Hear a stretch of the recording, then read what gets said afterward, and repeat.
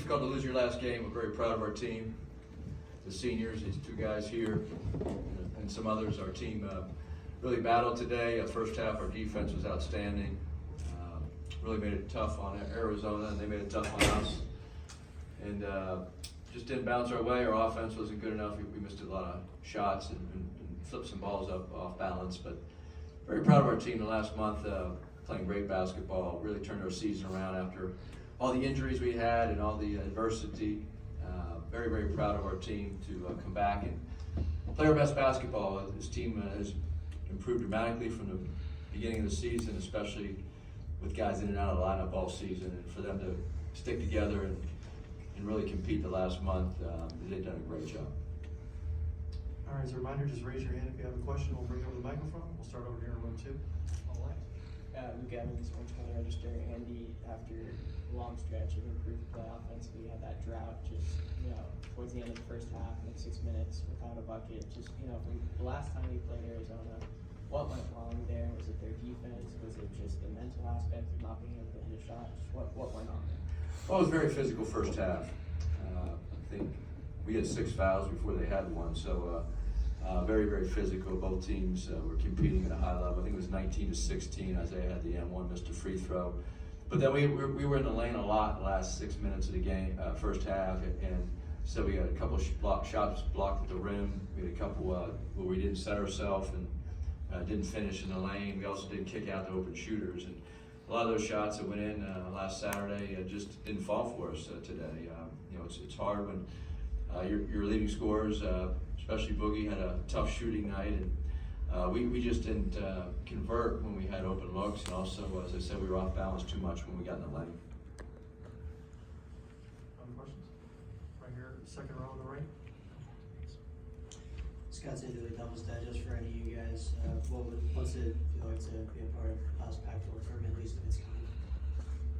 Josh, you've been in it a long time. DJ, you've been in it for 5 years. Yeah, it is a bummer. I will say when I came here, Pac-12 was always my favorite conference. I always wanted to come to a Pac-12 school. Grateful every day that Andy recruited me here. It's definitely a little bittersweet. I am happy that I was able to play in the last Pac-12 tournament. Obviously it didn't go the way we wanted it to, but at the end of the day, I am just happy with the team, happy with the program, and very grateful to be here. And being in 5 years, I wasn't very emotional because we lost, more so because the journey that I took, or I don't want to sound selfish, but just the journey I took to get to where I am. And the Pac-12 has meant a lot to me. Obviously, I transferred and stayed in the Pac-12 because I love it so much, and it's being close to home. So it means a lot, and I don't know, I wouldn't trade it for anything. On the left here, second row. Andy, just, the way that the season began, the hopes that you guys had, the recruiting class, the veterans, what have you. When you look back at everything, ultimately, is this just kind of a disappointing season when you sum up everything that's happened in the last few months? No, I'm not disappointed at all. I think we've been to 4 straight Subway tournaments.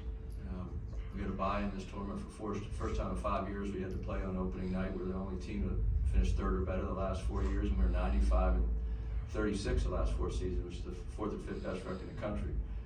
And so we're used to winning. We had some serious off-season injuries and surgeries, and then we had some serious injuries in November, and then we, of course, the first week of January, we had our 2 leading scorers go down at the same time, with Boogie with his hamstring and Isaiah with his broken hand, and Josh got sick and lost 15 pounds. We lost 3 starters all at once. We lost 6 straight games. So yeah, was it hard to go through that? Of course. So disappointing, no. Challenging, adversity, yes. Keeping these guys together mentally, guys playing different positions when we had all the injuries. In November, we practiced with 7 players for 3 weeks because we had 5 guys out. Bronny and Vince didn't even start the season on time. So was it challenging? Very, very challenging. Disappointing? Absolutely not, because the last month, once we got healthy, Boogie and Isaiah came back. Boogie had finally recovered from his hamstring injury, and then Josh came back. We're very proud of this team. We compete at a very high level. winning 5 out of the last 6. In fact, we could have had 7 or 8 wins in a row. I know we lost an overtime or double overtime game and won at the buzzer on a road game. And so looking back in the season, a lot of challenges, but as a head coach, I've never had this many injuries in my 29, 30-year coaching career. My first job was in 1994 with the Milwaukee Bucks. That's 30 years ago. And this is times 5, 6, 7, times 10 the amount of injuries we've had in one season, especially with your best players at the same time. And you take our leading shot block route. So we'll look back on this as everybody has to go through adversity in their academic, their athletic career. That's what college students. Sometimes, especially athletes, some people think that they're beyond what a normal person goes through, but there's adversity in every college student's life, and these guys did it on and off the court and to battle, and that's what college athletics is about, to figure out, stay together as a team. And so I'm very proud, and our staff is very proud of these young men for sticking together, because what they went through this year from a mental aspect, it really, I think they'll remember this the rest of their lives of how to stay together and compete. Far right, second row. Andy, in the first half, it seemed like the offense was pretty stagnant. Isaiah did a lot of dribbling up at the top of the key, and then tried to get into something very late in the shot clock. Was that intentional? Well, we don't like stagnant offense, Rich.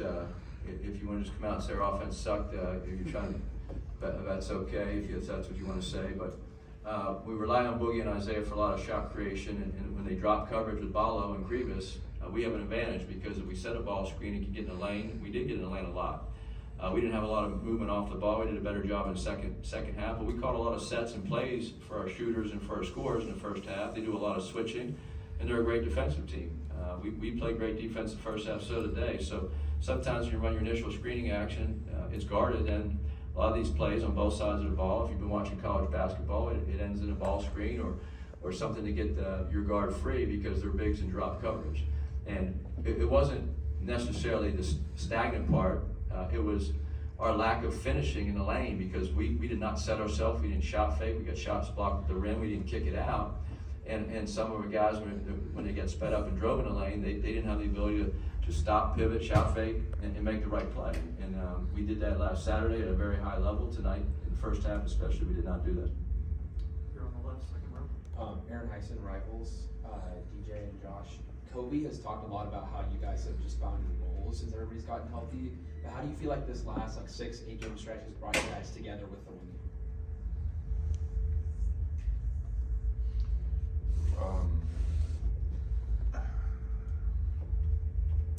As Coach said, we had struggled a lot with changing lineups because of injuries, a bunch of different things. So I'd say this past month, especially in March, we've been really buying into exactly who we were as players. I have my role, DJ has his role, all the starters have their roles, and even people coming off the bench know, and we expect them to know what they can and can't do. And I feel like that is something that we've been doing.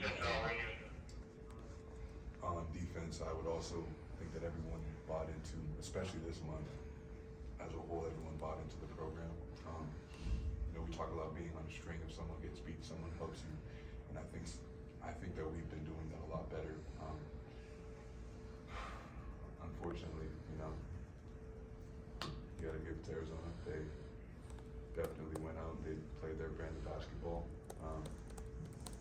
Unfortunately, ended up in a loss for us. You're in the middle, fifth row. Eric Beckers, assistant coach to the Observer. Coach, excuse me. Coach, you entered the season with the top 5 recruiting class. I want to be fair. This season, you guys have battled a rash of injuries, as you aforementioned. I'm curious, what needs to happen for this team to take a step forward, and what's your plan helping the team move forward?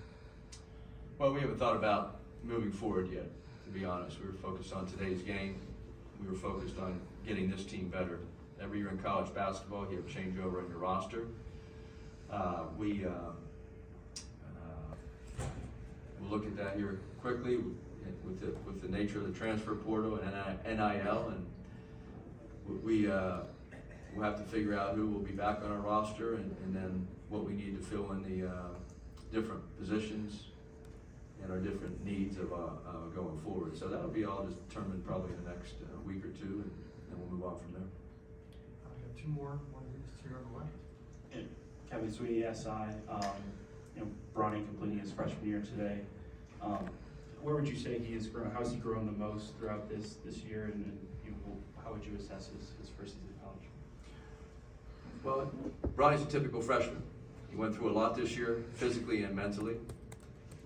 And he's never wavered from being a great teammate and working extremely hard in practice. And you can count on him as an individual. He's on time. You need him to be somewhere, he's there.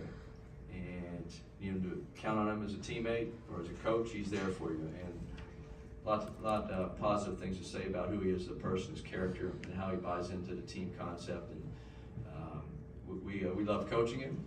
He's a typical freshman and has learned and grown a lot this year, and we'll keep improving. And last one here in back middle. Parker Cardinal Sports.com. This question's for DJ. You came to USC. Obviously, you picked to have a lot more kind of wins, successes than you guys did. So, just kind of how frustrating is that for you? And then also, what are the main lessons and things that you will take away from this season and experiences that you went through? I mean, it's not frustrating at all. I mean, it's frustrating. I'm sorry. It's frustrating not obviously winning as much as we have, but I mean, I'm not mad. I'm not mad at what I did. I'm not mad at what the team did.